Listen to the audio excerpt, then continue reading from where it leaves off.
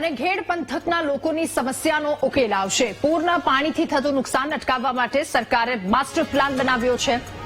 1400 કરોડના ખર્ચે યોજનાને સાકાર કરવામાં આવશે, ત્યારે 7 કરોડના ખર્ચે પ્રીમિયમ એક્ટિવિટીની કામગીરી શરૂ કરી દેવામાં આવી। કેન્દ્રીય મંત્રી મનસુખ માંડવિયા કે જેમના દ્વારા શરૂઆત કરવામાં આવી 1400 કરોડના ખર્ચે યોજના કે જેને સાકાર કરવામાં આવશે। ચોમાસા દરમિયાન ઘેડ પંથકની હાલત ચારેય તરફ પાણી જ પાણી, બેટ જેવી પરિસ્થિતિ હોય છે। જો કે હવે આ પરિસ્થિતિમાં સુધારો આવશે। કેન્દ્રીય મંત્રી મનસુખ માંડવિયા કે જેમના દ્વારા પ્રોજેક્ટની શરૂઆત કરાવવામાં આવી, એટલે હવે ઘેડ પંથકના લોકોની સમસ્યાનો ઉકેલ આવશે। એ સમસ્યા અંત તરફ જશે। પૂરના પાણીથી ઘણું નુકસાન થતું હતું, જે નુકસાન અટકાવવા માટે સરકાર દ્વારા માસ્ટર પ્લાન બનાવવામાં આવ્યો। 1400 કરોડના ખર્ચે યોજનાને સાકાર કરવામાં આવશે। ઘેડ પંથકના પાણીના નિકાલ માટે 1400 કરોડ રૂપિયાના ખર્ચ સાથેનો એક માસ્ટર પ્લાન બન્યો છે।